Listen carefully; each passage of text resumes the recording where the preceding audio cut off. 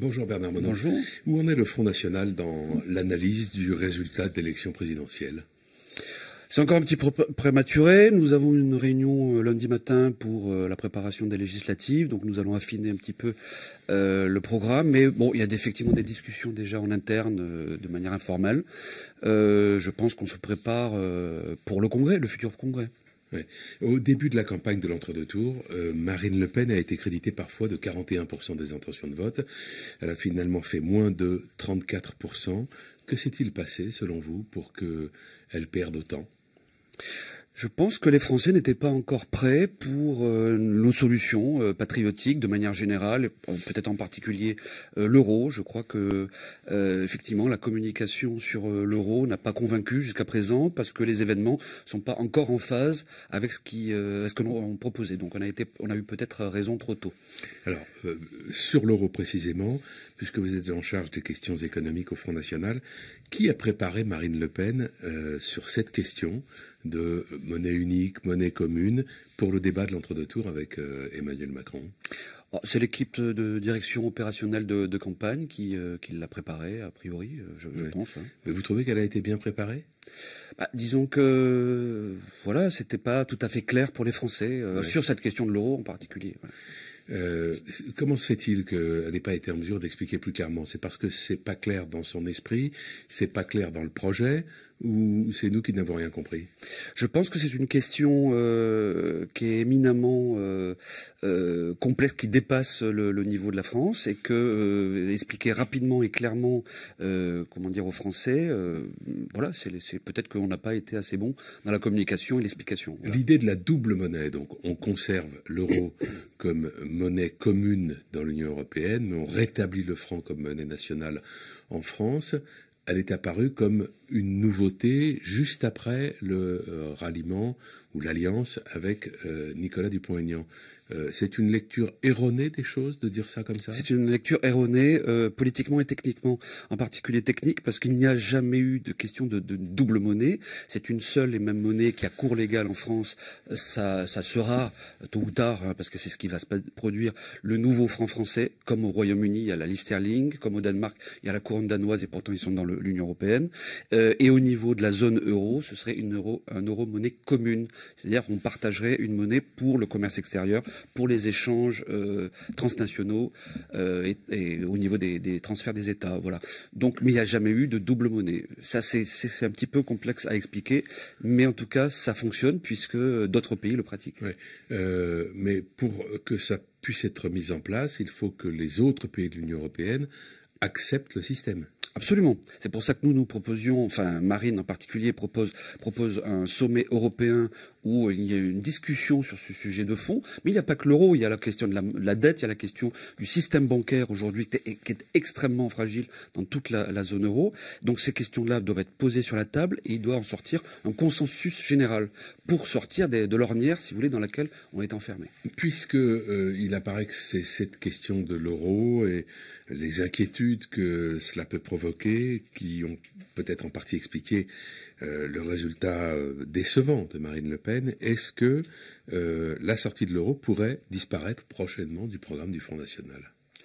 Vous avez vu que certains y appellent, enfin certains qui ne sont pas d'ailleurs FN, mais Robert Ménard, par exemple, le maire de Béziers, qui est proche du Front National, dit il faut arrêter avec ça, c'est une fieffée bêtise, hein, je le cite. Techniquement, nous avons raison. Je peux vous dire que moi, en participant au Parlement européen, à la Commission économique, je suis au cœur des discussions avec nos partenaires. C'est le sujet bloquant et central. Donc, effectivement, politiquement, il faut en prendre acte. Les Français ont rejeté en bloc cette sortie de l'euro radicale. Et donc, il faut en tirer des conclusions. Voilà. Donc, je pense que ça fera partie de l'objet de discussion au sein du mouvement. Et Florian Philippot affirme qu'il quitterait le Front National si la sortie de l'euro était abandonnée. Pour votre part, vous resteriez? Enfin, je veux dire, il faut pas être radical comme ça. Je pense que la question est posée, il faut y réfléchir sereinement, il faut en parler, en tirer des conclusions. Et s'il faut remettre en cause cette question-là pour convaincre les Français sur d'autres sujets que notre modèle de patriotisme économique est la solution pour éviter l'anéantissement de la France, parce que c'est ça qui est en préparation. C'est-à-dire qu'il faut bien que les Français comprennent que dans quelques mois, Monsieur Macron et Madame Merkel et toutes les institutions européennes vont proposer un gouvernement économique de la zone euro. C'est-à-dire que nous n'aurons plus de ministère de l'économie à Bercy, il sera transféré à Bruxelles, et que ça en sera fini justement de l'indépendance de la France, définitivement. Pendant la campagne, Marine Le Pen a expliqué qu'à peu près 70% de son programme dépendait de la sortie de l'euro. Si le Front National devait renoncer à cette idée par réalisme électoral d'une certaine manière, qu'est-ce qui vous resterait comme programme? Encore beaucoup d'autres choses. Oui, mais par exemple, toutes ces mesures, l'état stratège, le patriotisme économique, ça dépend de la sortie de l'euro. L'état stratège, ce n'est pas la question du patriotisme économique. L'état stratège, c'est l'indépendance d'abord de la nation française, oui, et qui ensuite appliquerait le patriotisme économique. Mais vous savez, il y a des solutions intermédiaires. Tout n'est pas blanc ou noir. On peut justement, avec nos partenaires internationaux de la zone euro, discuter, trouver des accords intergouvernementaux qui solutionneraient nombre de problèmes. Mais encore une fois, il y a la problématique du système bancaire de la zone euro. Aujourd'hui, ça va extrêmement mal dans les banques italiennes. Les banques allemandes, Deutsche Bank et Commerzbank, sont dans une situation extrêmement critique. Voilà.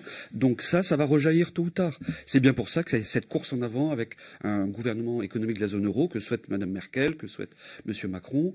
Et vous allez voir, dès la rentrée, le sujet va redevenir d'actualité. Marion Maréchal Le Pen a décidé de se mettre en retrait de la vie politique pour une durée indéterminée, pas définitivement, a-t-elle dit, mais enfin pour un certain temps. Est-ce qu'elle va manquer au parti ?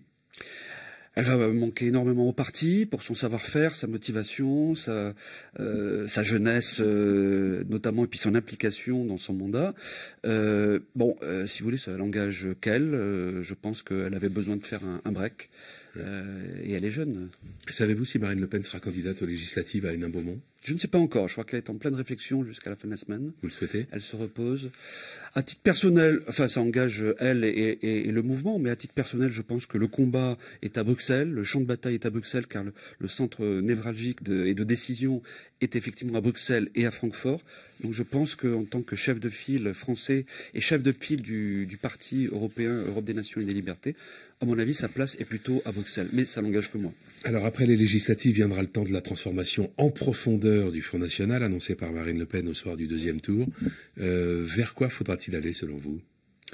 Je pense qu'il faut ouvrir largement aux patriotes de tous bords, d'ailleurs, parce que le patriotisme n'est ni de gauche ni de droite, et donc ouvrir largement sur une plateforme de rassemblement, et qui va être en phase d'ailleurs avec les événements qui vont se produire dans les semestres et années qui vont venir, et qui va probablement rassembler beaucoup de monde, je pense. Aller vers l'union des droites. Après la déception notamment de la gouvernance Macron. Ouais, aller vers l'union des droites donc.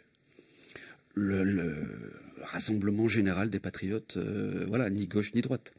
Comme Macron.